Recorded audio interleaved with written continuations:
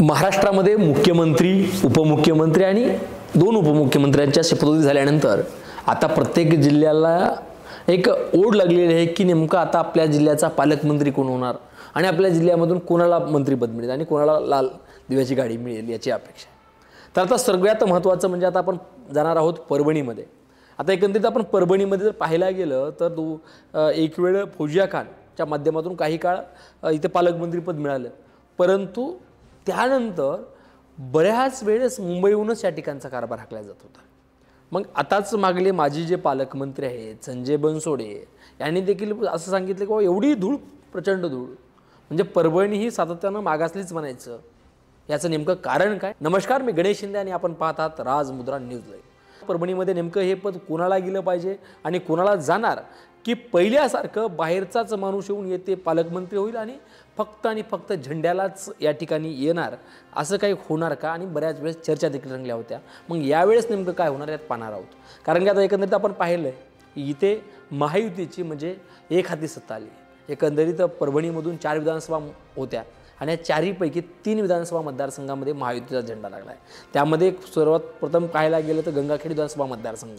तर गंगाखेड विधानसभा मतदारसंघात पाहायला गेलं तर रासपचे रत्नाकर गुट्टे. आता रासप म्हटल्यानंतर महाराष्ट्रामध्ये अनेक ठिकाणी रासपचे संस्थापक अध्यक्ष असलेले महादेव जानकर यांनी वेगवेगळ्या ठिकाणी आपापले पक्षाचे उमेदवार उभा केले.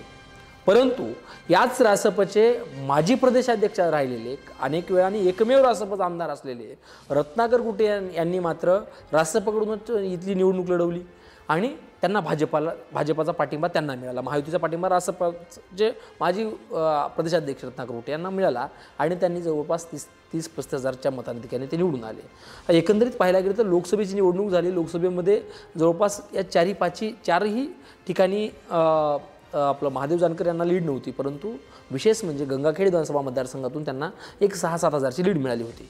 आणि त्यासोबतच रत्नाकर गुट्टे आणि फडणवीस आणि त्यासोबतच गडकरी यांनी भाजपाला सातत्यानं सपोर्ट आणि भाजपाला साथ आणि या फडणवीस आणि गडकरी यांचे अतिशय निकटवर्ती असल्यामुळं त्यांना यावेळी रत्नाकर गुट्टे यांच्या माध्यमातून पालकमंत्रीपद त्यांना जाऊ शकतं का किंवा त्यांना एखादं मंत्रिपद दिलं जाणार का, हा देखील महत्त्वाचा विषय आणि चर्चेचा देखील विषय आहे. त्यासोबतच दुसरं नाव समोर येते स्थानिकाला मिळालं तर राजेश विटेकर. कारण की राजेश विटेकरांना काही महिन्यापूर्वीच त्यांना विधान परिषदेवर देखील घेण्यात आलं होतं. कारण की त्यांना खासदारकीचं म्हणजे लोकसभेचं तिकीट कापल्यामुळं त्यांची नाराजी दूर करण्यासाठी राष्ट्रवादीने त्यांना विधान परिषदेवर घेतलं आणि नंतर विधानसभेची तिकीट देण्यात आलं आणि राजेश विटेकर देखील विधानसभेवर आमदार झालेत, पुन्हा निवडून आले. मग त्यांना देखील संधी मिळू शकते. कारण की अनेक वर्षापासून ते अजितदादांचे फार जवळचे म्हणून विटेकर साहेबांची ओळख आहे आणि विटेकर आणि अजित पवार साहेब यांच्या दोघांच्या संबंधामुळे त्यांच्या माध्यमातून त्यांना एखादं पद दिलं जाऊ शकतं का, हा देखील चर्चा आहे. आणि त्यासोबतच विषय महत्त्वाचा आहे ते म्हणजे जिंतूर विधानसभा मतदारसंघातील मेघनाताई बोर्डीकर. एक मेघनाताई बोर्डीकरचं ज्यावेळेस मुख्यमंत्रीपदाची ज्यावेळेस चर्चा होती त्यावेळेस कोणीतरी पत्रकारांनी काहीतरी विषय बाहेर असा निघाला की मेघनाताई बोर्डीकरच मुख्यमंत्री होतील आणि महाराष्ट्रातल्या पहिल्या मुख्यमंत्री म्हणून त्यांचं नाव. म्हणजे चर्चेचा विषय झाला, बरीच चर्चा झाली, त्यामध्ये बरीच चर्चा झाल्यानंतर त्या चर्चेला कुठं पूर्णविराम मिळाला आणि फडणवीस साहेब मुख्यमंत्री झाले. परंतु मग त्या रेसमध्ये असलेल्या मेघनाताई बोर्डीकरांच्या माध्यमातून या ठिकाणी पालकमंत्री किंवा एखादं मंत्रिपद त्यांना मिळू शकतं का?